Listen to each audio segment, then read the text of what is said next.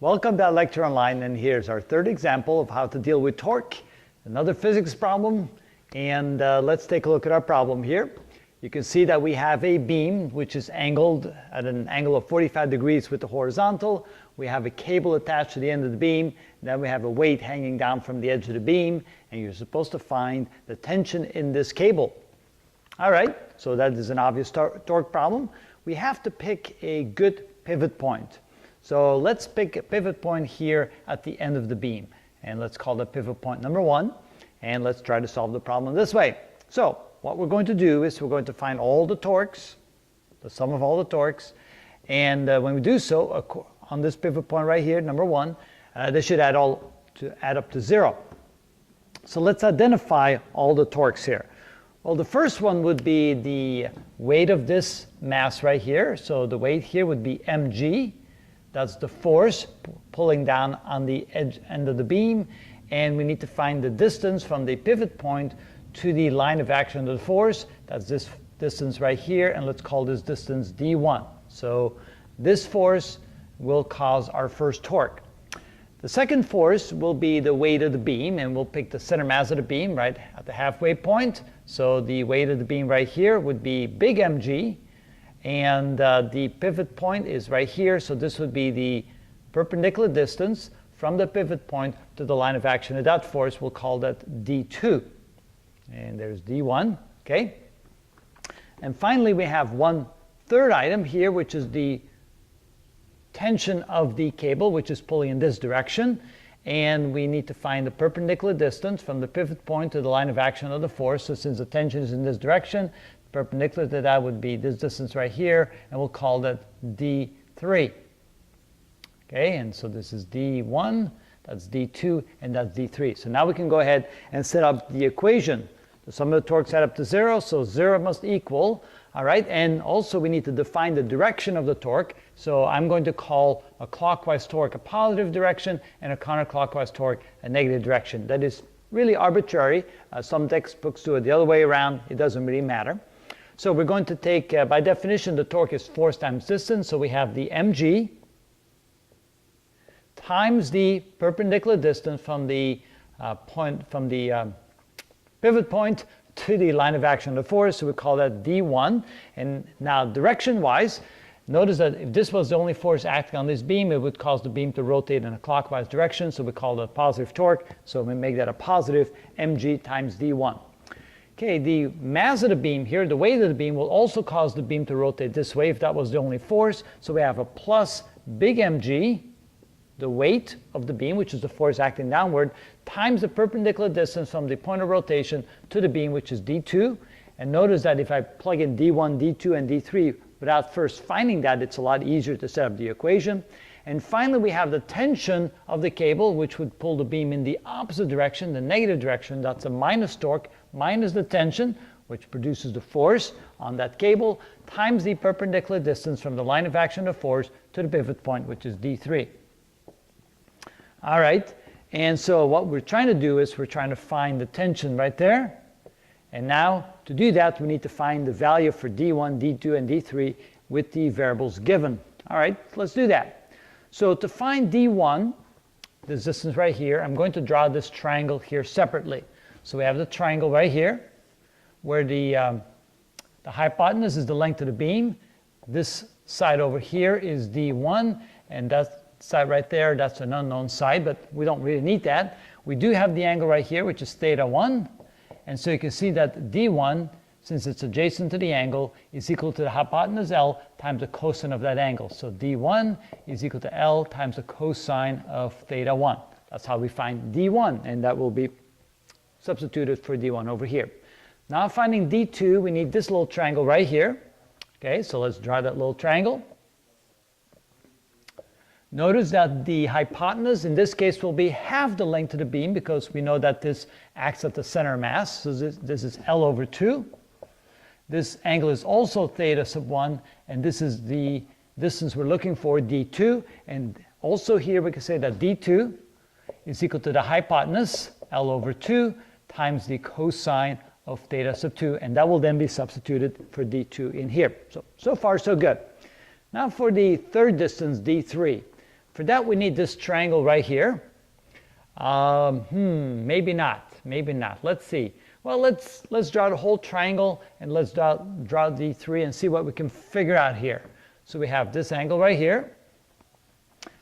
We have this distance right here. Then we have the beam, which is like this. And we need this distance here. This is D3.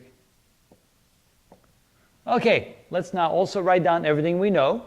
The angle between the beam here, which has length L, and the horizontal axis, that's angle theta 1. The angle here is theta sub 2. And the right angle of the triangle here is this angle right here. That's a 90-degree angle. So if this is the hypotenuse L of this triangle right here, and this is D3, we need either this angle in here or we need that angle over there. Either one. So how do we do that? How do we do that? Well, let's look at it this way. If the angle from there to there is 45 degrees, and the angle from there to there is 30 degrees, then the angle between them must be the difference between these two, which is 15 degrees. That means this angle over here, let's call it phi, that must therefore equal 15 degrees, which is 45 degrees minus 30 degrees. So again, from the horizontal to this line right here is 45 degrees. From the horizontal to this line there is 30 degrees. So the angle between those two lines must be the difference of these two angles, 15 degrees. And so, since now D3 is the opposite side to this angle right there, we can then say that D3 is equal to the hypotenuse, which is L, times the sine of phi, this angle up here, the 15-degree angle.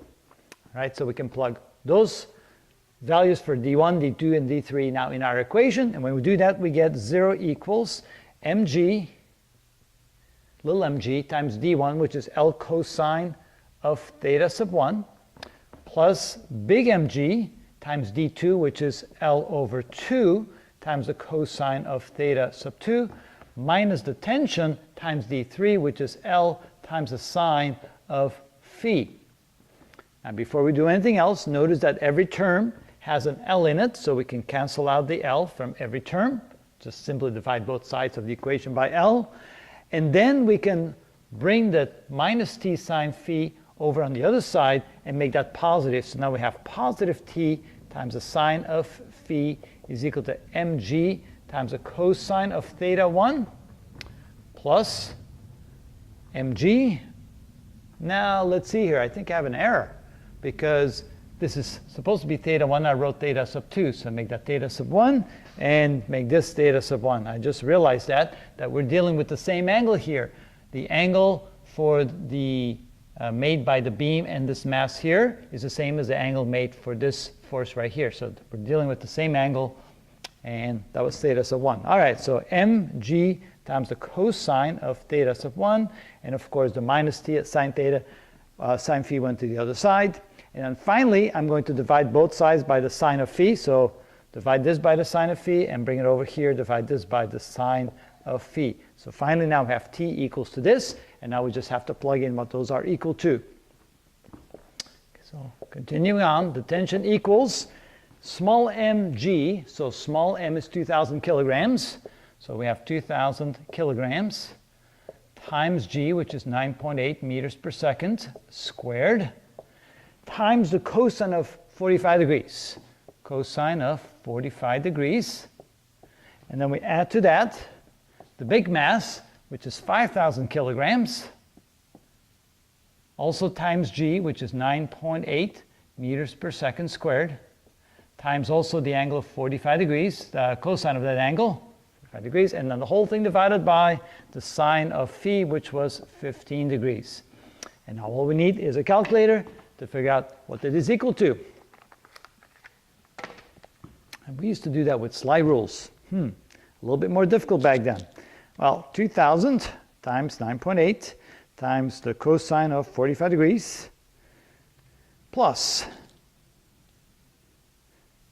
5,000 times 9.8 times the cosine of 45 degrees equals, and then we divide that by the sine of 15 degrees. Divided by sine of 15 degrees equals, and the tension is equal to 187,419 newtons.